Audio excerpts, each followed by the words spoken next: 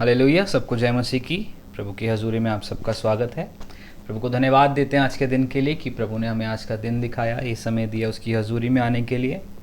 तो जिस तरीके से हमने पिछली क्लास में सैरा के बारे में पढ़ा था, ठीक है, कि सैरा की ज़िंदगी में मेन चीज़ क्या थी, कि जो हमने सबसे पहली चीज़ सीखी थी वो ये थी कि जब प्रभु आपको कोई कॉलिंग दे रहा है या प्रभु आपको कहीं चलने के लिए कह रहा है तो आपको प्रभु से सुनना है कि प्रभु तूने मेरे साथ किसको जोड़ा है या वो काम मुझे अकेले करना है। ठीक है, अगर थोड़ा सा हम पहले देखें, हम अभी अब्राहम और सैरा की बात कर रहे हैं, तो जो काम सैरा ने किया उससे पहले वही काम इब्राहिम ने भी किया। ठीक है, जब परमेश्वर ने अब्राहम को कॉलिंग दी, परमेश्वर ने अब्राहम को बोला कि तू इस जगह से निकल के आ जा, जो जगह मैं तुझे दिखाऊंगा तू वहाँ पे रहियो। प्रभु ने कभी भी लूत को नहीं कहा था कि तू भी उसके साथ चलियो, या प्रभु ने अब्राहम को नहीं कहा था कि तू लूत को अपने साथ लेके चलियो, लेकिन फिर भी जिसकी कॉलिंग थी उसने मज़े मज़े में लूत को भी उठा लिया और क्या हुआ, वो उसको भी अपने साथ साथ ले गया। और अंत में जाके हमने देखा कि जब किसी की कॉलिंग नहीं होती है फिर भी हम ज़बरदस्ती कॉलिंग में घुसने की कोशिश करते हैं, तो इन दी एंड हम पाप में अपनी जीवन को ख़त्म करने वाले हो जाते हैं। जब परमेश्वर ने अब्राहम को कॉलिंग दी तो अब्राहम प्रॉस्पर होता गया, अब्राहम बहुत बढ़ता गया, लेकिन लूत के जीवन के लिए कोई कॉलिंग नहीं थी। परमेश्वर ने लूत को नहीं बोला था कि अब्राहम के साथ जा, परमेश्वर ने लूत को नहीं कहा था कि तू उसके साथ साथ चल, परमेश्वर ने लूत को कुछ भी नहीं कहा था। लेकिन अब्राहम के कहने में चल के लूत अब्राहम के साथ साथ आ गया और इन दी एंड क्या हुआ, लूत की जो बीवी थी वो नमक का खंबा बन गई। सदोम और गमोरा में जहाँ पे वो रहते थे उस जगह के ऊपर भी क्या कहते हैं आग और गंधक की बारिश हुई, और साथ ही साथ जो लूत की बेटियां थी उन्होंने ही अपने बाप के साथ व्यभिचार करके संतानें उत्पन्न करी, और उसका एंड क्या हुआ, वो दोनों के दोनों कर्स हो गई कि आने वाली 3 पीढ़ियों तक तुम परमेश्वर के राज्य के अंदर, परमेश्वर के भवन के अंदर पैर भी नहीं रखने पाओगे। तो बेसिक सी बात यही है कि जब परमेश्वर हमें कुछ करने के लिए कहता है तो हमें पूछना है कि प्रभु हम इसके साथ किन लोगों को जोड़े, क्या किसी और को जोड़ना सही भी है, क्या वो भी उसी दर्शन में है जिस दर्शन में मैं चल रहा हूँ, या वो किसी और ही दर्शन में चल रहा है। चलो हम एक छोटी सी बात करते हैं, जैसे हम अंकिता सिस्टर की बात करते हैं। ठीक है, तो परमेश्वर ने अंकिता सिस्टर को एक बोझ दिया कि मुझे बाइबल स्टडी करनी है या मुझे किसी को जोड़ना है। ठीक है, अब उतावली में आके, ठीक है, अंकिता सिस्टर ने क्या किया, आप भी बाइबल स्टडी में जुड़ो, आप भी बाइबल स्टडी में जुड़ो, आप भी बाइबल स्टडी में जुड़ो। हुआ क्या कि जब प्रभु ने कॉलिंग उनको दी तो गलती क्या हुई कि उन्होंने ये चीज़ बैठ के नहीं सोच पाए कि प्रभु तू किन को जोड़ना चाहता है। ठीक है, समझ पा रहे हो मेरी बात को। और इन दी एंड क्या हुआ, कहीं से कुछ सुनने को मिल गया, कहीं से कुछ सुनने को मिल गया। द रीज़न इज कि जब प्रभु हमें कुछ काम करने के लिए कहता है, हमें पहले बैठ के उसके ऊपर विचार करना है और प्रभु से पूछना है, प्रभु जो काम तूने मुझे सौंपा है क्या मुझे इसमें, आपको जिसकी भी हेल्प चाहिए उसका नाम लेके पूछिए, क्या प्रभु मुझे इसमें इसकी हेल्प लेनी चाहिए, क्या ये चीज़ें खराब तो नहीं होंगी, क्या ये चीज़ें मुझे फ्लरिश करेंगी या नहीं करेंगी। एक अच्छे कॉज को जब आप शुरू करते हो तो बहुत सी बार चीज़ें विपरीत हो जाती हैं, है ना, चीज़ें बिल्कुल ऑपोजिट दिखने लग जाती हैं, लेकिन इन दी एंड प्रभु जिनको लेके आना चाहता है प्रभु उनको ऑटोमेटिकली लेके आ जाता है।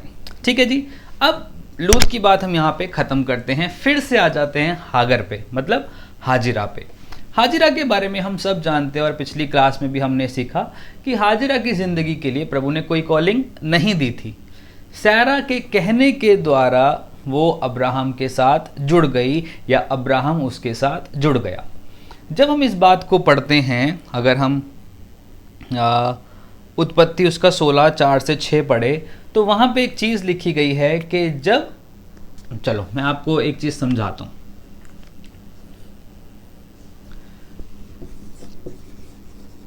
सैरा, ठीक है, जिसका नाम पहले सैरा ही था, उसने हाजिरा को अपने साथ जोड़ लिया।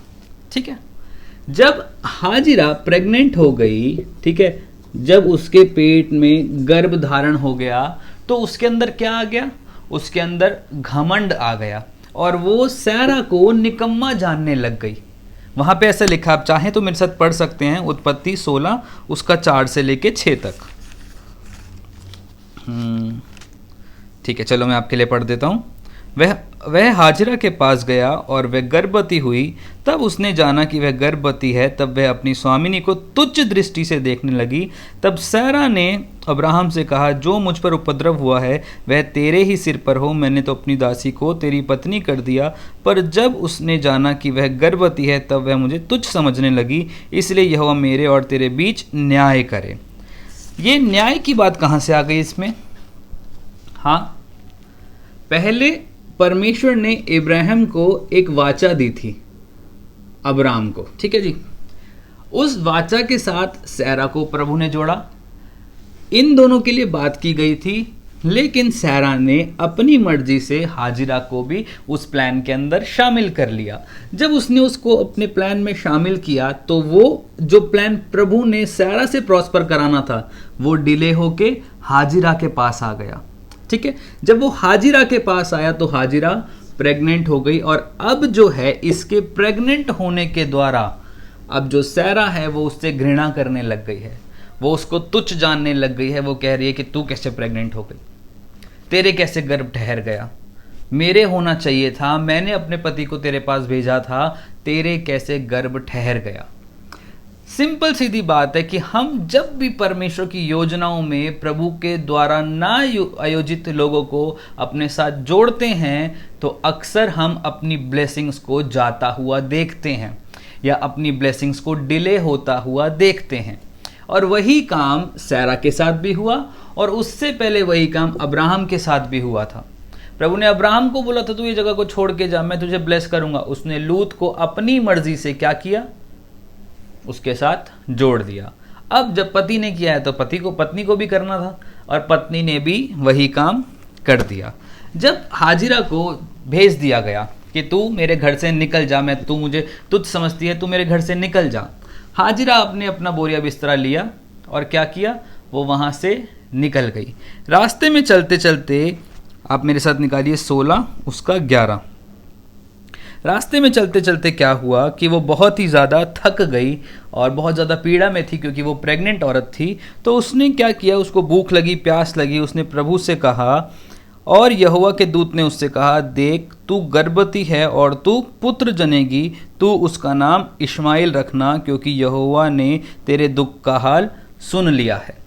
अब बंजर ज़मीन में जाते जाते हाजिरा, जो कि अब्राहम की सर्वेंट थी, मेड थी, क्या कर रही है, यहोवा के नाम को पुकार रही है, ठीक है जी। जब उसने यहोवा के नाम को पुकारा तो परमेश्वर ने उसको बोला कि तू क्या करना, उसका अपने बेटे का नाम इश्माइल रखना, ठीक है जी। और उस समय हाजिरा ने परमेश्वर को एक नाम दिया। 13वीं आयत पढ़े तो वहां लिखा है, तब उसने यहोवा का नाम जिसने उससे बातें की थी एता एल रोई रखकर कहा, क्या मैं यहाँ भी उसके जाते हुए देखने पाई और देखने के बाद भी जीवित रही, ठीक है जी। तो यहाँ पे उसने यहोवा को एक नाम दिया एल रोई, जिसका मतलब होता है परमेश्वर जो कि देखता है, ठीक है जी। ये नाम हाजिरा ने परमेश्वर को दिया क्योंकि परमेश्वर ने या उसके दूत ने उससे बात करी थी, ठीक है जी। फिर से घूम के हम उसी बात पे आ जाते हैं कि जब परमेश्वर हमें कुछ कॉलिंग देता है, हमें समझना है कि हमें उस कॉलिंग में कैसे चलना है, हमें उस कॉलिंग को कैसे पकड़ना है। और अगर हम किसी को अपने साथ जोड़ रहे हैं तो क्या करना है, पहले प्रभु से पूछना है, प्रभु क्या ये व्यक्ति मेरे लिए सही है, क्या मेरा इसको आपके कामों के लिए जोड़ना सही है। क्योंकि प्रभु ने भी, जब यीशु मसीह आया तो उसने भी 2-2 करके लोगों को भेजा, ठीक है जी। आपने बहुत सारी चीज़ों में पढ़ा होगा, यूहन्ना और पतरस, पौलुस और बारनबास, ऐसे करके बहुत सारी जगहों पे लिखा गया कि उसने 2-2 करके भेजा, ताकि क्या हो, एक प्रेयर सपोर्ट दे, दूसरा आगे प्रीच करे, पीछे से एक बैकअप सपोर्ट दे, दूसरा फ्रंट पे रह के काम करे। लेकिन हमें समझना है कि परमेश्वर ने हमारे को किनके साथ जोड़ा है, ठीक है, समझ में आ गया। चलो ठीक है, अब बात करते हैं परमेश्वर ने अब्राहम के साथ क्या किया।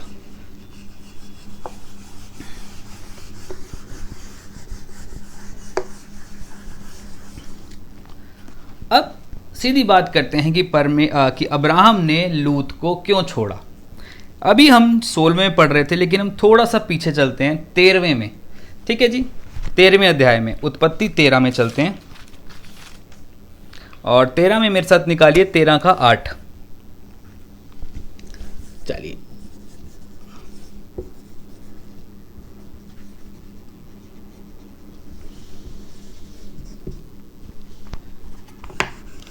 निकालिए अगर कोई पढ़ सकता है तो।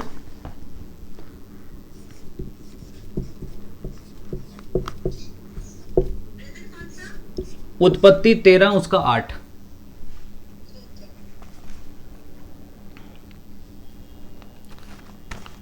जब तक कोई निकाल रहा है तब तक मुझे आप में से कोई एक जन बताइए कि अब्राहम ने लूत को क्यों छोड़ा था। जब वो पहले उसको लेके चल रहा था, उसी ने उसको बुलाया था, तो उसने उसको क्यों छोड़ा।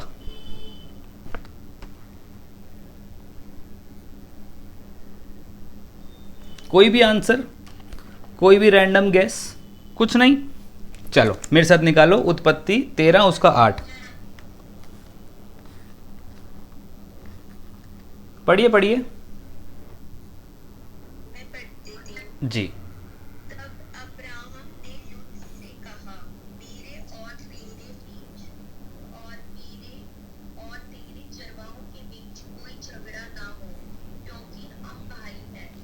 ठीक है, बस क्या लिखा गया यहां पे कि झगड़ा किस बात के लिए ना हो, बताओ। नहीं नहीं नहीं, भाइयों के लिए नहीं लिखा, उससे पहले एक बात लिखी है।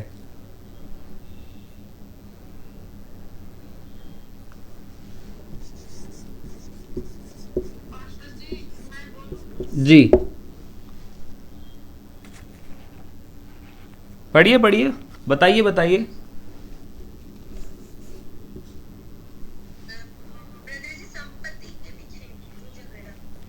ठीक है, और वहां साफ लिखा हुआ है, आप लोगों ने अभी पढ़ा है।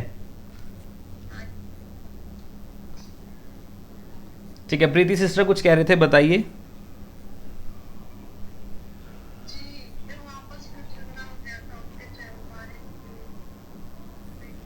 ठीक है, चरवाहों के बीच झगड़ा ना हो।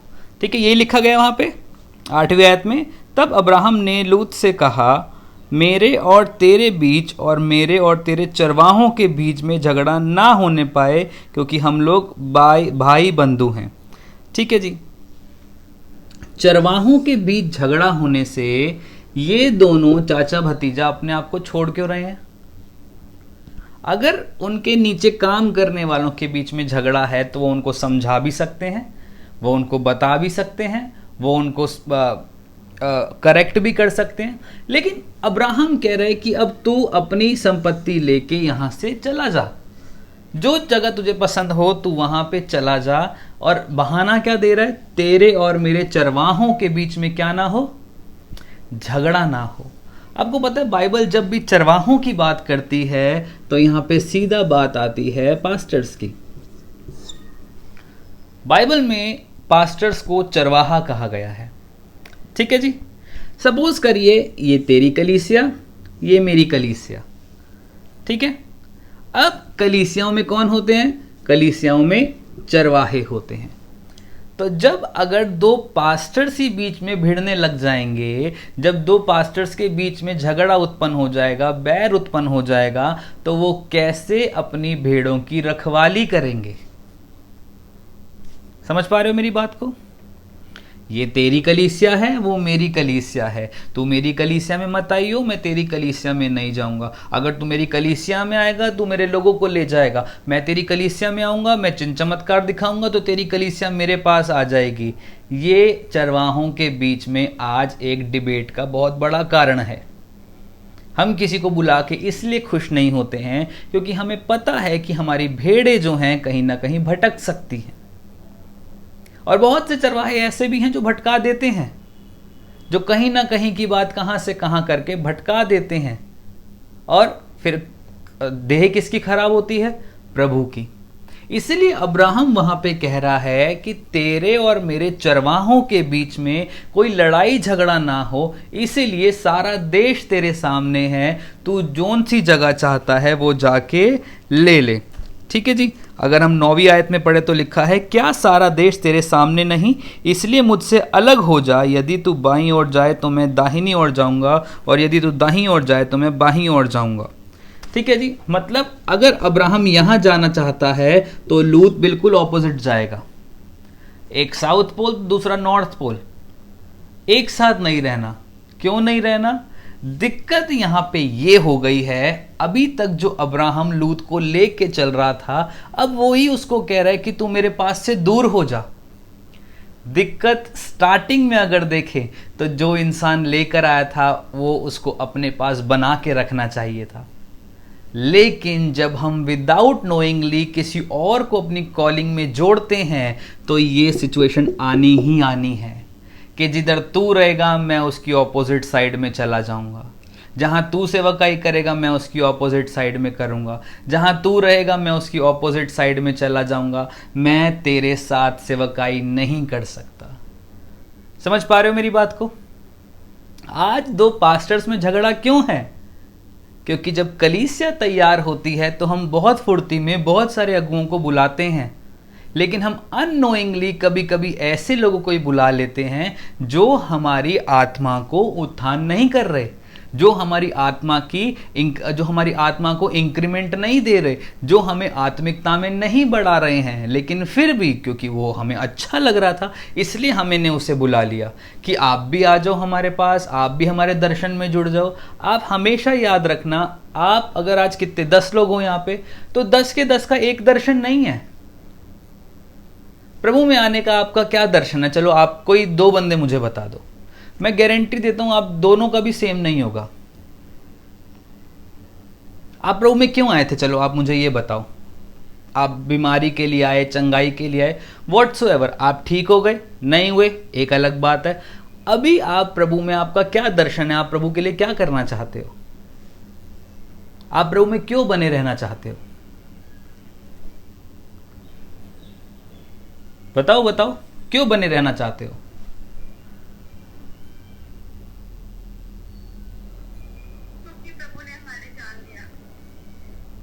इसीलिए बने रहना चाहते हो और कुछ नहीं? क्योंकि परमेश्वर से हम प्रेम करते हैं, परमेश्वर हमसे प्रेम करते हैं और हम पवित्रता में चलने पाए, जो हम डेली मतलब ये जो शुक्रिया होती है और हम पाप करते हैं, ये सब ना करें। और ये तभी होता है जब प्रभु के हम वचनों में चलते हैं, नहीं प्रदर्शित करते हैं, ताकि हम बहुत सारी भेड़ों को ला सकें प्रभु सेवा करें। और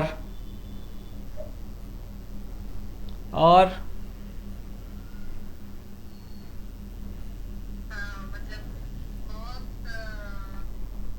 कुछ देख लिया था हमने कि बहुत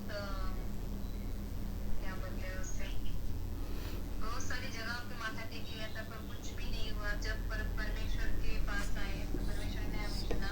जब परमेश्वर के पास आए तो अनोखी मतलब अलौकिक बात देख रहे थे हमारे जीवन में, जीवन ही बदल गया। भाषा कट किया है ब्रदर जी मेरे। ठीक है, चलो आपने, सॉरी सिस्टर जी आवाज कट रही है, दोबारा बोलिए।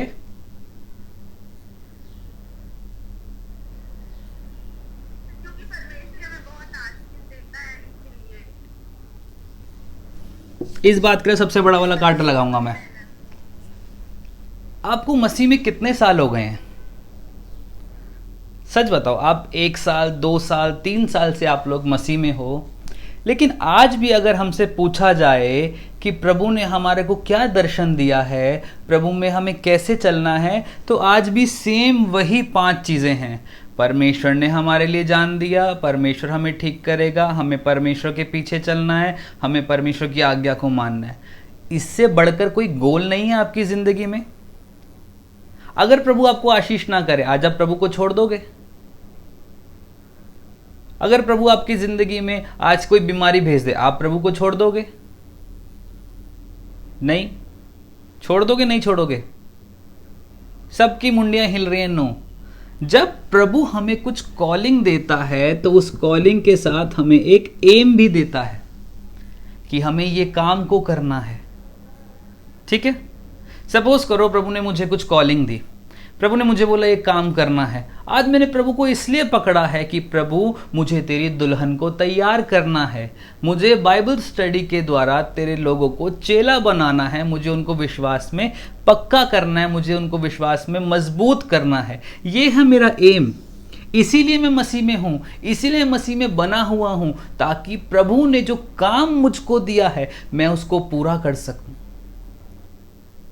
आज आपने 4 लोगों ने आंसर दिए और चारों का आंसर एक भी वो नहीं था आसपास। 3 साल हो गए, हमें ये समझ में नहीं आ रहा कि प्रभु ने हमें बुलाया क्यों है। प्रभु का वचन कहता है अब तक तो तुम्हें मांस खाने वाला हो जाना चाहिए था, रोटी खाने वाला हो जाना चाहिए था, अभी भी दूध पी रहे हो तुम। क्यों दूध पी रहे हो? क्योंकि परमेश्वर ने अब्राहम को बुलाया था, लूत उसके साथ यूं ही जुड़ गया। आज हम भी तो वही नहीं है। किसी और को कोई कॉलिंग दी, हम उसके साथ यूं ही जुड़ गए, ऐसा तो नहीं है। अगर प्रभु ने आपको बुलाया है तो आपको पता होना चाहिए ना कि प्रभु मुझे तुझ में क्या करना है। आप खाली प्रार्थना करने के लिए नहीं बुलाए गए हो, आप खाली घर में बैठने के लिए नहीं बुलाए गए हो। प्रभु ने आपकी जिंदगी के लिए एक एम दिया है, एक दर्शन दिया है कि आपकी जिंदगी से प्रभु ये चाहता है। जब प्रभु ने पतरस को बुलाया था तो उसके लिए एक नाम दिया गया था, उसको नाम कहा था कैफा, मतलब जिसके ऊपर मैं अपनी कलीसिया तैयार करूंगा। और प्रभु ने जिनको भी बुलाया उनके साथ एक नाम को जोड़ा। प्रभु ने शिमोन के नाम को चेंज कर दिया। क्यों किया? क्योंकि प्रभु ने हर किसी को जब बुलाया है तो इसलिए बुलाया है ताकि वो उस कॉलिंग के हिसाब से उसको बुला सके। प्रभु ने अब्राहम को जब बुलाया था, उसका नाम अब्राम था, उसको अब्राहम कर दिया। प्रभु ने कभी इसको नहीं बुलाया था। प्रभु ने जब सारा को बुलाया, उसका नाम सारा कर दिया। प्रभु ने कभी हाजिरा को नहीं बुलाया था। ठीक है, समझ पा रहे हो मेरी बात को? जब उसने बोला कि अब्राहम मेरे पीछे हो ले, अब्राहम ने लूत को लेके चल दिया। आज आप किसको लेके चल रहे हो अपने साथ? प्रभु के दर्शन को जो प्रभु ने बोला है, या आपको जो बंदा पसंद है कि हाँ मुझे ये पसंद है, ये अच्छी प्रेयर करता है, ये अच्छा वचन सिखाता है, क्यों ना मैं इसको अपने साथ जोड़ लूँ, तो ये मेरी मदद करेगा प्रभु में जुड़ने के लिए। क्या आपने प्रभु से पूछा कि ये भाई, ये बहन जिसको मैं पसंद कर रहा हूँ, जो मुझे अच्छा लगता है कि ये मेरी मसीह में बढ़ने से मदद कर सकता है, क्या वो सच में प्रभु की ओर से है? अगर वो प्रभु की ओर से है तो जैसे पौलुस के साथ बरनबास बना रहा था, उसका बैकअप सपोर्ट, प्रभु वैसे इंसान को खड़ा करेगा। लेकिन अगर आप नहीं पूछेंगे तो बहुत सी बार आपकी ज़िंदगी में हो सकता है अब्राहम जैसी कॉलिंग तो हो, लेकिन लूत जैसे बंदे आके आपकी कॉलिंग को डिले कर सकते हैं, क्योंकि वो प्रभु की ओर से नहीं होंगे। अभी देखो 3 साल बाद हमने ये बात करी और आपको सिर्फ एक ही बात याद है, प्रभु में बढ़ सकें, प्रार्थना अच्छे से कर सकें, वचन अच्छे से पढ़ सकें। ये तो हमारी जिसको कहते हैं ना, एक बच्चे को भी सिखाया जाता है झूठ नहीं बोलना, पाप नहीं करना, चोरी नहीं करनी, ये तो वो वाली बात हो गई हम सब के लिए, तो हम सबको पता है। आगे क्या, आगे क्या करें? क्यों प्रभु में बने रहें? बस इसलिए आप उपवास करो, इसीलिए आप प्रभु के साथ सही चलो, बस इसलिए हमें खाना पानी मिलता रहे, हम आशीषित होते रहें, और इससे आगे क्या? अगर इतने बड़े होके मैं अगर फर्स्ट क्लास में पढ़ रहा हूँ तो इट मीन्स मेरा मेंटल लेवल अभी भी फर्स्ट क्लास के बच्चे जितना ही है। मैं कभी 12th में नहीं जा पाऊँगा, और अगर गया भी तो बहुत ख़राब मार्क्स लेकर आऊँगा, हो सकता फेल हो जाऊँ। द रीज़न इज़ कि हम अभी भी स्पून फीडिंग ही करना चाहते हैं, हम अभी भी स्पून फीडिंग ही कर रहे हैं, क्योंकि हमारे दिमाग में कहीं ना कहीं यही घुसा पड़ा है, प्रभु के पीछे अच्छे से चलो, आशीषों के सोते के पीछे भागो, आशीषों को पाओ, आप सब पाओ, मुझसे ज़्यादा अच्छे से पाओ। लेकिन ज़रूरत है ये भी तो समझो ना, प्रभु ने आपको क्यों बुलाया है। जो कॉलिंग सोनल सिस्टर की ज़िंदगी में है वो भारती सिस्टर की ज़िंदगी में नहीं है, और जो कॉलिंग भारती सिस्टर की ज़िंदगी में है वो कमलेश सिस्टर की ज़िंदगी में नहीं है। समझ पा रहे हो? मेरी बात समझ में आ रही है आप लोगों को? बुरा मत मानना। हर किसी की जिंदगी के लिए एक अलग दर्शन है। अब्राहम का एक अलग दर्शन था, लूत के लिए जो था नहीं था, एक अलग बात है। जबरदस्ती क्यों जोड़ रहे हो अपने साथ ऐसे लोगों को जो आपको बढ़ा नहीं रहे हैं? जबरदस्ती क्यों लोगों के पीछे भाग रहे हो जो आपको बढ़ा नहीं रहे हैं? बेशक से अब्राहम ने लूत को अपने साथ जोड़ लिया, लेकिन जब वो फेडअप हो गया तो अब्राहम को खुद ही बोलना पड़ा, भाई तू जा यहां से, भाई तू चला जा यहां से, तू जहां रहेगा मैं उसके ऑपोजिट रह लूंगा, तुझे जो जगह चाहिए तू वो रख ले, मैं ऑपोजिट चला जाऊंगा। लेकिन क्यों? अगर लूत को वो ना लेता तो स्ट्रगल उसको इतना नहीं करना पड़ता, वो उस जगह पे रहने पाता जो बिल्कुल फर्टाइल थी, जो बहुत अच्छी थी। लेकिन जब लूत उसके साथ हुआ तो वो फर्टाइल लैंड को लूत ने अपना बना लिया, और जो जगह बंजर थी वहां पे अब्राहम को रहना पड़ा। समझ पा रहे हो मेरी बात को? अगर हम 13 का 9 से 11 में पढ़े, जैसा ही मैंने पढ़ा, तो वहां पे यही लिखा है कि जो जगह बहुत फर्टाइल थी, जिसके अंदर अच्छे से क्रॉप उगते थे, वो तो लूत ने ले लिए। अब्राहम के पास क्या बचा? Less fertile land. क्यों? जब आप अपनी कॉलिंग में किसी और को जबरदस्ती आने दोगे तो अक्सर लेस फर्टाइल लैंड हमारी जिंदगी में आ जाएगा। लेकिन जब आप प्रभु के साथ सही चलोगे तो वो ऑटोमेटिकली लेस फर्टाइल लैंड को भी फर्टाइल बना देगा, उसको उपजाऊ भूमि बना देगा। किसके द्वारा? आपकी प्रार्थनाओं के द्वारा, आपके विश्वास के द्वारा। लेकिन हम लेस फर्टाइल बनने ही क्यों दें? हम स्ट्रगल करें ही क्यों? प्रभु ने हमें स्ट्रगल करने के लिए थोड़ी ना बुलाया है। प्रभु ने हमें इसलिए बुलाया है ताकि हम उसके लिए काम करें, उसके लिए जिएं, उसके दर्शन को बढ़ाएं। प्रभु का दर्शन क्या है? कि उसका राज्य बढ़े। आप उसका राज्य घर में बैठ के खाली प्रार्थना करके नहीं बढ़ा सकते हो। आप चाहे 10 घंटे दिन की प्रार्थना करो, कोई आपको नहीं जान पाएगा जब तक आप बाहर नहीं निकलोगे। वचन क्यों कहता है कि सारे यहूदिया में, सामरिया में, देश के कोने कोने में जाओ, जगत के कोने कोने में जाओ और लोगों को मेरा चेला बनाओ? क्यों लिखा है जाओ? क्योंकि प्रभु चाहता है कि जब उसने आपको इक्विप्ड किया है, जब उसने आपको एक एम दिया है, एक कॉलिंग दी है, तो जाओ उस कॉलिंग को लेके, जाओ उस दर्शन को लेके, और दूसरों को भी वही दर्शन बना दो, दूसरों की जिंदगी में भी वही दर्शन दे दो। यीशु मसीह के साथ 12 चेले थे, और 12 के 12 यीशु ने खुद चुने थे और उनके लिए प्रार्थना किया था।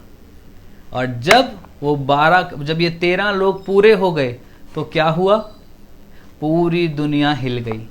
क्यों? क्योंकि सबका एक ही दर्शन था, मेरे प्रभु का राज्य आना चाहिए, हमारे लोग परमेश्वर से मिलने चाहिए। That's all. और कोई बात नहीं, कोई बिजनेस की बात नहीं थी, कोई जादू टोने की बात नहीं थी, कोई बात कुछ और नहीं थी। क्या बात हो रही थी? सिर्फ एक बात, मेरा प्रभु से मैं मिल जाऊं, मेरे परमेश्वर से मेरे लोग मिल जाएं, बस। और कोई दर्शन नहीं था, सिर्फ एक ही बात चलती थी, मैं मेरा प्रभु आज मिल जाए, मैं मेरा प्रभु आज मिल जाए। और जितने लोगों से हम मिले उनको भी हम आज प्रभु से मिला दें। ये कब हुआ? जब वो सारे एक मन के हुए। अब जब अब्राहम ने लूत को लिया तो दोनों के दर्शन ही अलग थे। जब आपके साथ कुछ ऐसे लोग काम करेंगे जिनका दर्शन आपके साथ मिलता जुलता नहीं है, तो वो दोनों अलग अलग ही भागेंगे, वो दोनों एक साथ नहीं चल सकते हैं। ठीक है जी।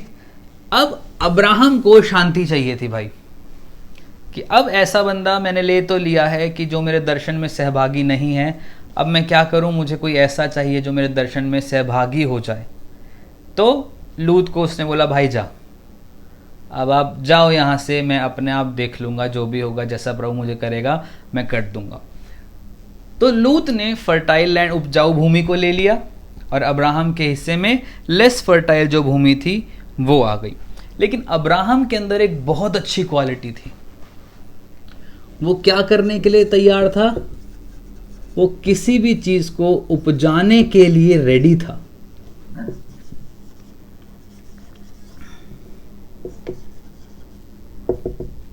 ठीक है जी। इसका मतलब क्या हुआ? मतलब वो परिश्रम करने के लिए तैयार था।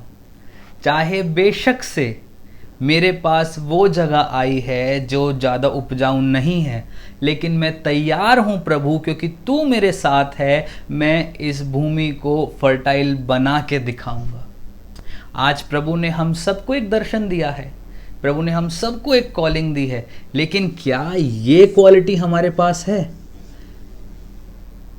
किसी भी अनफर्टाइल लैंड को फर्टाइल बनाने की खूबी हमारे पास है। आपने किसी को जोड़ा नहीं जोड़ा, छोड़ दो उसको, वो बात हो गई पुरानी, छोड़ दो। अब ज़रूरत है कि क्या उपजाने के लिए हम रेडी हैं? क्या फल लाने के लिए हम रेडी हैं? क्या हम तैयार हैं कि प्रभु हमें कैसी भी जगह में ले जाए, हम उस जगह को फलवंत बना के दिखाएंगे? हाँ, क्या ये क्वालिटी है आपके अंदर?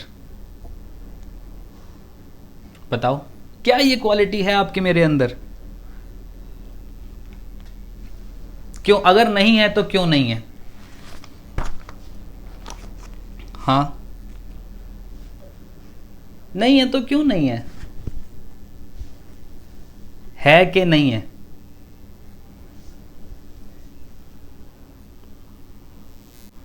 ठीक है, तो उपजाने के लिए रेडी। क्या हमें कोई भी जगह मिल जाए, क्या हम उस जगह को या उस क्षेत्र को या उस इंसान को उपजाने के लिए तैयार हैं? आपको पता है एक धान जो होती है या एक फसल जो होती है वो कैसे उगाई जाती है? उसके बड़े सारे प्रोसेस होते हैं। ठीक है, पहले मिट्टी खोदनी पड़ती है, मिट्टी के अंदर बीज डालना पड़ता है, ऊपर से खाद डालनी पड़ती है, टाइम टू टाइम उसको चेक करना पड़ता है, टाइम टू टाइम उसको पानी देना पड़ता है। उसके बाद वो जगह बीज को फल को लेकर आती है या उसमें से बालें निकलती हैं। ऐसा नहीं होता कि आपने बस बीज बोया और कल देखोगे तो वो बालें आ जाएंगी, ऐसा नहीं होता है ना। एक सर्टन पीरियड होता है, एक सर्टन टाइम होता है, एक सर्टन तरीके की उसको निगरानी में रखना पड़ता है, तब वो चीज़ जो है फल लेकर आती है। फल यूं ही नहीं आ जाता है ना। तो क्या परमेश्वर ने आपके अंदर ये उपजाने वाली जो क्वालिटी है वो रखी है? क्या आपने किसी को उपजाया है? क्या आपने किसी को आत्मा में उपजाया है? क्या आपसे कोई तैयार हुआ है? हाँ या ना? कुछ कह रहे हैं हाँ, कुछ कह रहे हैं ना। चलो कोई बात नहीं, अगर है तो बहुत अच्छी बात है, लेकिन अगर नहीं है तो कोई बात नहीं, डरिएगा मत। प्रभु सबकी ज़िंदगी के लिए कॉलिंग को लेके बैठा है, वो अपने आप आपकी ज़िंदगी से काम करा लेगा। लेकिन ज़रूरत है आज अपने दिल को खोल देना, प्रभु मैं तैयार हूँ, मैं अब्राहम की तरह परमेश्वर अपनी ज़िंदगी को तेरे हाथों में समर्पित करता हूँ। मैं अब्राहम की तरह लूत को लेके नहीं चलूँगा प्रभु, तू जिसको चाहेगा मेरी ज़िंदगी में जोड़ना, मैं उसी को एक्सेप्ट करूँगा परमेश्वर। ठीक है, चलो। तो अब्राहम के अंदर ये क्वालिटी थी कि वो उपजाने के लिए तैयार था कि प्रभु तू मुझे जिस भी जगह में भेजेगा मैं वहाँ वर्क करूँगा और मैं उस चीज़ को बड़ा बना के दिखाऊँगा प्रभु। और पता है ये समझ कहाँ से आती है? ये समझ आती है वचन पढ़ने से, ये समझ आती है प्रभु के साथ समय बिताने से।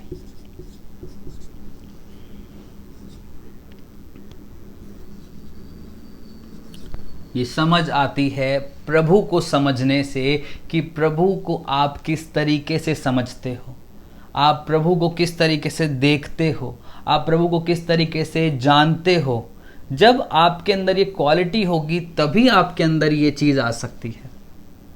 जब हम भी प्रभु में नए नए आए थे हमें नहीं पता था बाइबल क्या होती है, बाइबल का प्रभु कौन है, कैसे है। हमें सिर्फ ये पता था प्रार्थना करेंगे चंगे हो जाएंगे, दैट्स ऑल।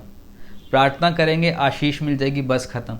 1 साल, 2 साल, 2.5 साल, 3 साल यही मेंटालिटी थी। लेकिन जब वचन पढ़ना स्टार्ट किया, प्रभु के साथ समय बिताने लगे, तो समझ में आया अच्छा प्रभु खाली यहाँ तक सीमित नहीं है, हमें भी प्रभु के लिए कुछ करना है, हमें भी प्रभु को कुछ देना है। मैं कहीं पे एक चीज़ बता रहा था तो उन्होंने एक बात बोली कि हम प्रभु को क्या दे सकते हैं। मैंने कहा सही बात है, हम प्रभु को कुछ भी नहीं दे सकते। सोना चांदी उसने बनाया, फूल पत्ते हमसे अच्छे हैं उसके पास, है ना, हम उसको क्या दे सकते हैं। तो वो भी कह रहे पास्टर जी आप प्रभु को क्या दोगे।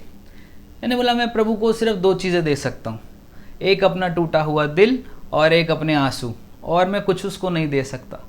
मेरे पास और कुछ भी नहीं है जो मैं उसको दे सकूं। लेकिन ये 2 चीज़ें ऐसी है कि जब ये मैं उसको दूंगा तो उन सब चीज़ों से ज़्यादा बेहतर है ये चीज़ें। और ये आप कब दे पाओगे, जब आपको वचन पता होगा कि प्रभु ने आपके लिए क्या किया है। जब आप उसके तरस से भर जाओगे, उसके कंपैशन से भर जाओगे, तभी आप उसको अपना टूटा हुआ दिल दे सकोगे। उसका वचन कहता है कि आपका टूटा हुआ मन उसके लिए वो ग्रहण योग्य बलिदान है। अब ये नहीं चाहता प्रभु कि आपका दिल ही टूटा रहे, ये नहीं चाहता कि वो आपका हार्ट ब्रेक कराता रहे। नहीं नहीं नहीं नहीं नहीं, ऐसा कुछ नहीं है। प्रभु चाहता है कि जब हम उसके पास आए, उसने आपको पता है टूटा दिल क्यों लिखा है? हाँ, जब अब्राहम ने लूत को अपने साथ जोड़ा था वो बहुत खुश था, लेकिन जब लूत अब्राहम के साथ उसके दर्शन में नहीं चला, उसकी मेंटालिटी में नहीं चला, उसका साथ दे के नहीं चला, उसका दिल टूट गया। और आपको पता है टूटी चीज में कुछ नहीं रखा जाता, कुछ भी नहीं रखा जाता। क्या आप अपने घर में टूटी चीज भी रखना पसंद करोगे? एक बॉटल अगर नीचे से टूट जाए, उसमें से पानी निकलता रहे, आप उसको रखोगे अपने घर में? एक कटोरी टूट जाए, उसमें खाना ना आ सके तो क्या आप रखोगे उसको? एक चम्मच टेढ़ा हो जाए तो वो थोड़ा सीधा हो सकता है, लेकिन अगर चम्मच टूट जाए आप उससे खाना खाना पसंद करोगे? नहीं करोगे। द रीजन इज, टूटा हुआ इसलिए लिखा गया है कि एक टूटी हुई चीज कुछ भी होल्ड नहीं कर सकती, उसको एक पात्र की जरूरत है जो कि उसको होल्ड कर सके। और प्रभु ने जो लिखा है टूटा हुआ मन उसके ग्रहण योग्य बलिदान है, इसीलिए कि जब तुम टूटोगे तो तुम दुनिया का कुछ भी होल्ड नहीं कर पाओगे।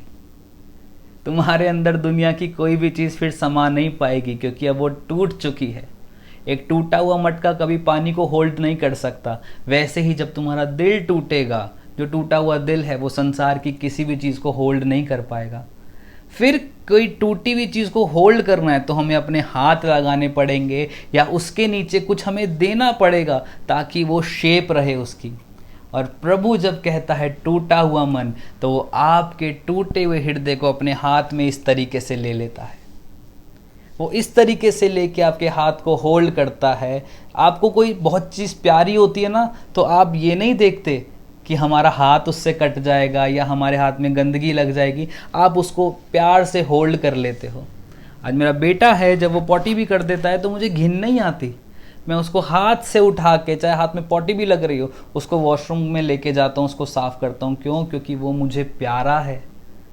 वैसे ही जब आप शायद टूट भी गए हो, आपका दिल बेशक से टूट भी गया है, लेकिन प्रभु को पता है कि ये टूटा हुआ है, अब मेरी बारी है इसको होल्ड करने की।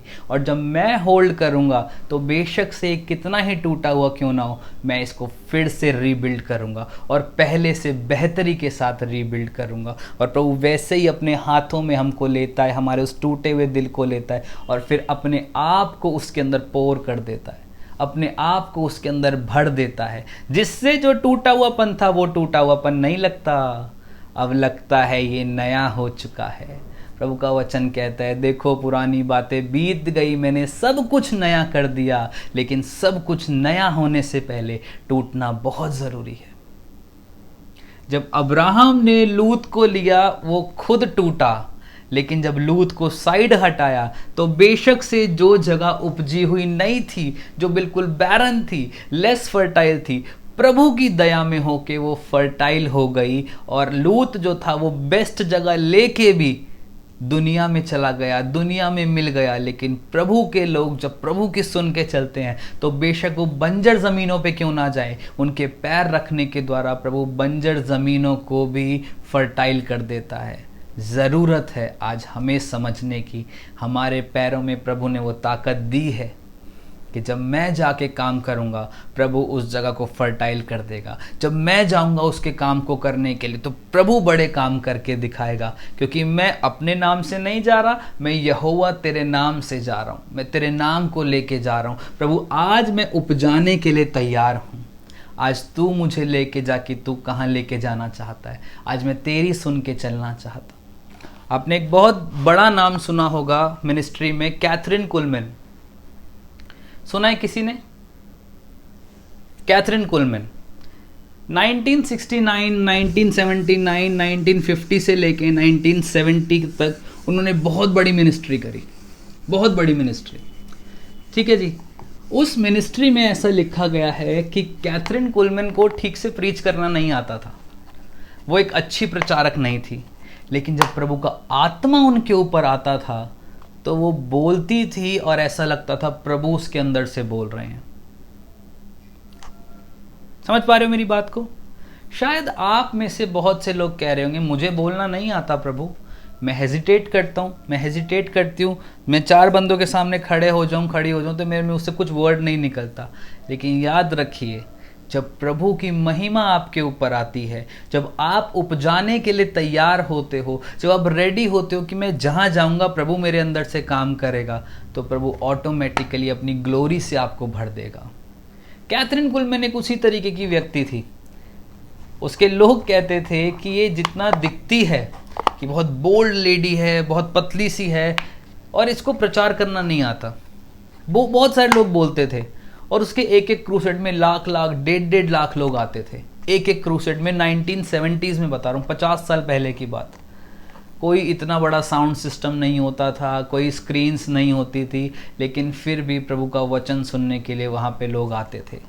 क्यों? क्योंकि जब वो तैयार थी, मैं तैयार हूँ प्रभु उपजाने के लिए, जहाँ लेके जाएगा मैं तेरी फसल को काट के आऊँगी, मैं फसल तैयार करके आऊँगी। एक दर्शन था उसका।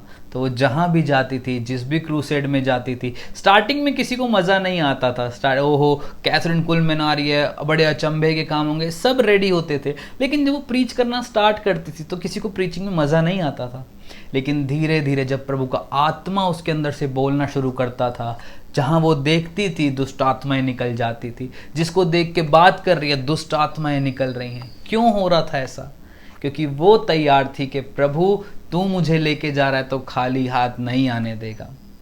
और आपको पता है, जब कैथरीन कुलमैन अपने लास्ट डे में थी, 13 फरवरी का वो दिन था 1969 के, आई थिंक 1969 था कि 1979 था, लेकिन 13 फरवरी का वो दिन था। उसने अपनी मेड को बोला कि मेरा जब तुम फ्यूनरल करोगे तो क्या करना, मेरे फ्यूनरल पे खाली रेड रोजेस ही लाना और कोई मत लाना, मुझे रेड रोजेस बहुत पसंद है। ठीक है जी, रेड रोजेस की खुशबू मुझे बहुत पसंद है, तुम केवल रेड रोजेस लेकर आना। और जब वो हॉस्पिटल में थी तो वहाँ लिखा है कि उनका हार्ट वगैरह सब सही से काम कर रहा था, लेकिन उनको कुछ ऐसी बीमारी हो गई थी जिनकी वजह से उनके बॉडी के दूसरे पार्ट काम नहीं कर रहे थे।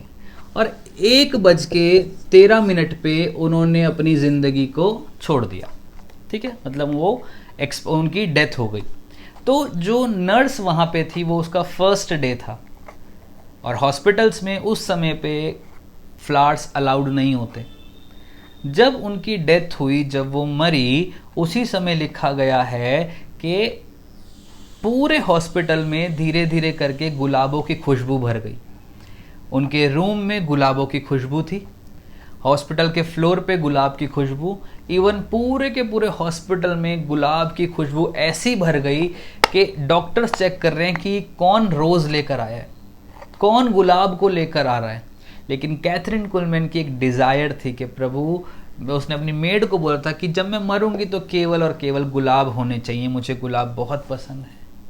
प्रभु की एक ऐसी औरत, प्रभु के लिए ऐसे काम करने वाली औरत, जिसने कभी यह नहीं सोचा कि प्रभु तू मुझे कहीं लेके जाएगा तो मेरे नाम को शर्मिंदा करेगा।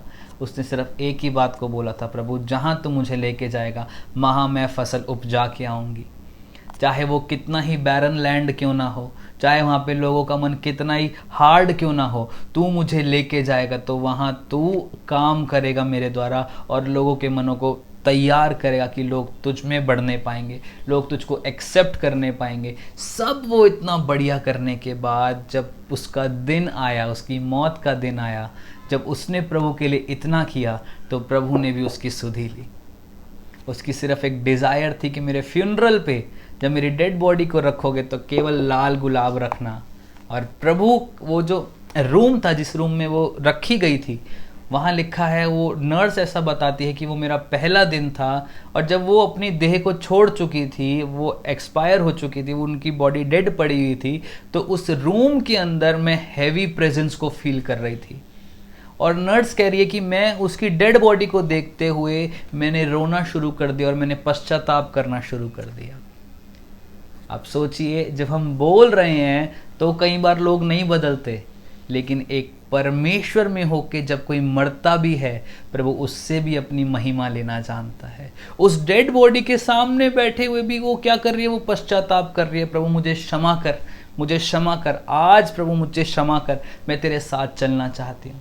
जब आप अपनी ज़िंदगी को प्रभु के लिए समर्पित कर दोगे, अपनी ज़िंदगी को प्रभु के लिए बोल दोगे, प्रभु मैं उपजाने के लिए तैयार हूँ, मैं तेरे कामों को करने के लिए तैयार हूँ, तू मुझे लेके चल प्रभु, मैं अपने कदम को बढ़ाऊंगा प्रभु, तू मुझे लेके चल, तू जहाँ लेके जाना चाहता है मुझे लेके जा, जिसके भी अंडर रखना चाहता है तू रख, लेकिन प्रभु मैं चाहता हूँ कि मैं तेरे साथ बढ़ता जाऊँ, मैं तेरे कामों को करने वाला बन जाऊँ, मैं तेरे साथ और अच्छे से चल सकूँ, मैं तेरे साथ और परमेश्वर लोगों को उपजा सकूँ और जगहों को फर्टाइल बना सकूं। जब आपकी ये डिज़ायर होगी तो आप बेशक से चाहे कितने ही लो लेवल पे क्यों ना हो, प्रभु आपको ऊंचा लाना जानता है। प्रभु का वचन कहता है, जो परिश्रम तूने अकेले में किया है, जो आंसू तूने अकेले में बहाए हैं, प्रभु उनका रिवॉर्ड तुझे चौड़े में देगा। वो तुझे खड़ा करेगा, वो तुझे बनाएगा, वो तुझे क्या नहीं कर सकता है प्रभु। जब कैथरीन कुलमैन ने इतने बड़े बड़े काम किए तो प्रभु ने उसकी बात को सुना। उसने ये बात अपनी मेड को बोली थी और उसकी डेथ के ऊपर अभी तक ये रिकॉर्ड है, जिस हॉस्पिटल में वो थी वहाँ पे बहुत सारे लोगों ने मन फिरा लिया। जब बेनी हिन दिल्ली में इंडिया में आए थे, बेंगलोर में, वहाँ लिखा है कि 17,000 लोगों ने अपनी व्हील चेयर को छोड़ दिया वहीं पे और वो लोग चंगे होके गए। और आज तक वो व्हील चेयरें स्क्रैप में बिकती हैं। ये मैं 2007-8 की बात बता रहा हूँ, आज से 13-14 साल पहले जब बेनी हिन आए थे। क्यों प्रभु काम कर रहे हैं उनकी ज़िंदगी से? कैसे काम कर सकता है उनकी ज़िंदगी से? वो भी तो हमारे जैसे ही दिखते हैं, उन्होंने भी तो हमारे जैसी ज़िंदगी जी है। बेनी हिन को तो बोलना भी नहीं आता था, जैसे मूसा नहीं बोल पाता था, वो तो हकला था, वो तो तैता करके बोलता था। आज प्रभु इतने बड़े काम कैसे कर रहा है उसकी ज़िंदगी से? रीज़न है, उसको अपना एम समझ में आ गया और उसको ये पता था कि मुझे किसको अपने साथ लेके चलना है और किसको नहीं लेके चलना है। उसको पता था कि प्रभु ने मुझे एक दर्शन दिया है, अब जिसके पास यही दर्शन होगा मैं उसी को अपने साथ लेके चलूँगा, तो ये दर्शन बड़ा होगा। अगर मैं किसी को ना भी लूँ, प्रभु मेरे साथ है, प्रभु अपने आप लोगों को जोड़ देगा। लेकिन ज़रूरत है इस बात को समझने की कि प्रभु आज जो एम, जो दर्शन तूने हमें दिया है, जो विज़न तूने हमें दिया है, वो बहुत बड़ा है। लेकिन क्या आप उसमें ऐसे लोगों को जोड़ रहे हो जो प्रभु की ओर से नहीं हैं, या प्रभु के साथ, या आप प्रभु के साथ चलते हुए पूछ रहे हो, प्रभु ये कैसे करूँ, मैं ये कैसे करूँ? बेनी हिन के लिए बहुत बड़ा दर्शन था। अभी पीछे बेनी हिन की मीटिंग हुई है युगांडा में, 17 लाख लोग एक एक दिन में आ रहे हैं। एक एक दिन की बात बता रहा हूँ, 4 या 3 दिन का क्रूसेड था, 17 लाख लोगों ने एक दिन में वो किया है। और उसके क्रूसेड के पीछे टैंक भरे पड़े थे। किस लिए? जो मन फिराए बपतिस्मा दो, जो मन फिराए बपतिस्मा दो। नहीं रुकने वाला काम प्रभु का। हॉस्पिटल्स खाली हो गए। जब वो इंडिया में आए थे, बेंगलोर में आए थे, वहाँ पे हॉस्पिटल्स खाली हो गए। 3 दिन के लिए पूरा बेंगलोर बंद हो गया था और वो पूछ रहे, प्रभु क्यों हुआ ये सब? क्या मेरा आना इतना बेकार था? क्या मैं एक इतना बेकार व्यक्ति हूँ कि मैं किसी देश में जा रहा हूँ, वहाँ की वो जगह बंद हो रही है? प्रभु कह रहे हैं मैंने बंद कराया था ताकि लोग तुझे देखने आ सके कि तू मुझ में होके कैसे कैसे काम कर सकता है। और जो लोग हेट करके उसके पास जा रहे थे, उसके क्रूसेड को ख़त्म कराने के लिए, उसके क्रूसेड के लिए प्रदर्शन करने के लिए, वही लोग बपतिस्मा लेके वापस गए थे। अगर वो बंद ना होता तो वो कभी ना आते। प्रभु जब काम करने पे आता है तो जो लोग आपके खिलाफ भी हैं वो भी आपके सामने बोल नहीं पाएंगे। जब आपको ये पता होगा कि मैं प्रभु के नाम से उपजाने के लिए तैयार हूँ, मैं चीज़ों को फर्टाइल बनाने के लिए तैयार हूँ, मेरे को मेरा एम पता है, मेरे को मेरा दर्शन पता है, अब प्रभु मुझसे काम लेना शुरू कर, मुझे तैयार कर। अब बहुत समय हो गया है घर बैठने का, बहुत समय हो चुका है 2-2 घंटे 4-4 घंटे प्रार्थना करने का। अब समय है स्टेप फॉरवर्ड कीजिए, बाहर निकलिए, लोगों को बचाइए, सुसमाचार दीजिए, उनकी ज़िंदगी में काम होने दीजिए। प्रभु को से बोलिए, प्रभु मुझे खड़ा कर, मुझे कामों के लिए खड़ा कर, तेरे कामों के लिए मुझे लेके जा प्रभु। मैं अब घर में रह के सेवा नहीं कर सकता, मैं अब यहाँ पे नहीं बंद के रह सकता, मुझे लेके जा प्रभु। चाहे मेरे दोस्तों के सामने लेके जा, चाहे अन्य जाति में लेके जा, कहीं जहाँ भी लेके जाना चाहता है मुझे लेके जा और मुझसे अपनी महिमा ले प्रभु। मैं देखना चाहता हूँ कि तू कैसे मेरी ज़िंदगी से काम करता है। दाऊद ने एक बात को बोला, प्रभु तू दिखा मुझे, तू अपनी विधियों को मुझे दिखा परमेश्वर पिता कि तू मुझसे कैसे काम करा सकता है। जब वो काम होना शुरू हुआ तो दाऊद अब तक का बेस्ट राजा बन के आया। सैमुअल को जब प्रभु ने बुलाया, उसने बोला, बोल प्रभु तेरा दास सुनता है, मुझे सिखा प्रभु। सैमुअल ही वो इंसान बना जिसने राजाओं को नियुक्त किया। जब अब्राहम को प्रभु ने बुलाया, अब्राहम ने बोला, बोल प्रभु मैं तेरी सुनता हूँ, मैं तेरे लिए जाने के लिए तैयार हूँ, मैं उपजाने के लिए तैयार हूँ। परमेश्वर ने उसको जातियों का पिता बना दिया। बहुत सारे ऐसे लोग हैं बाइबल में जिन्होंने खुद से बोला कि प्रभु हमें लेके जा, हमें लेके जा। मैं आपको ये बताना चाहता हूँ कि प्रभु ने आज हम सब के लिए एक दर्शन को रखा है, और वो दर्शन छोटा नहीं, वो बहुत बड़ा दर्शन है। आप ये मत सोचिए कि आप सिर्फ जूम पे आके बोलना या पुलपिट पे आके बोलना यही सेवकाई है। ये सेवकाई का जस्ट एक पार्ट है। सेवकाई वो है जो आप अपनी ज़िंदगी से कर रहे हैं। दूसरों को बचाना ये भी सेवकाई है, दूसरों के लिए प्रार्थना करना ये भी सेवकाई है। लेकिन मैं इस बात को कहना चाहता हूँ, थोड़े समय रुकिए, समझिए इस बात को। प्रभु क्या मेरे 4 घंटे प्रार्थना करने से कोई बच रहा है? क्या मेरे रातों भर जागने से कोई बच रहा है? मैं आपको ये बात बताना चाहता हूँ, मुझे नहीं बोलना चाहिए ये बात, I am really very sorry, लेकिन एक बात को मैं बोलना चाहता हूँ कि हम रात को 6-6 घंटे प्रार्थना कर रहे हैं, 5-5 घंटे प्रार्थना कर रहे हैं, और अगर हम किसी को प्रभु का नाम नहीं दे रहे हैं तो कोई फ़ायदा नहीं है उस चीज़ का। अगर हम किसी को उसके राज्य के लिए लेके नहीं जा रहे हैं, हम किसी को कलीसिया में नहीं जोड़ रहे हैं, हम किसी के साथ काम नहीं कर रहे हैं, तो कोई फ़ायदा नहीं है उस चीज़ का। अगर हम वचन नहीं पढ़ रहे हैं, कोई फ़ायदा नहीं है 6 घंटे प्रार्थना करने का, 5 घंटे प्रार्थना करने का। निकलिए अपने घर से बाहर, बोलिए, समझाइए लोगों को प्रभु क्यों आया है, प्रभु आपको कैसे इस्तेमाल करेगा। घर में बैठ के 6 घंटे प्रार्थना करो, आपका बच्चा भी आपको नहीं जानेगा, वो भी ये बोलेगा मेरी माँ प्रार्थना कर रही है, फिर करने दो उसको, मैं क्यों मिनिस्ट्री करूँ, मैं क्यों सेवकाई करूँ। सेवकाई का मतलब ये नहीं होता घर में बैठे रहो, प्रार्थना करते रहो, सब कुछ को, किसी चीज़ को मत देखो, नहीं, बाहर निकलो। अगर बाहर निकलने के लिए प्रभु मना करता तो नहीं बोलता, सामरिया में जाओ, यहूदिया में जाओ, दुनिया के कोने कोने में जाओ। वो कब जाओगे? तुम्हें स्टेप फॉरवर्ड करना पड़ेगा। यीशु मसीह ने भी अपनी जो उसकी सेवकाई थी यरूशलेम तक नहीं रखी, वो बाहर निकल के गया, वो दूसरी जगहों पे गया, उसने अपनी सेवकाई को सेट किया। आज हमारे पास बहुत सारे साधन नहीं हैं, कोई बड़ी बात नहीं है। घर से बाहर सामान लेने तो जाते हो, रिक्शे में तो बैठते हो, ऑटो में तो बैठते हो, कोई मिलता तो है, प्रार्थना कीजिए उसके लिए, उसको बताइए।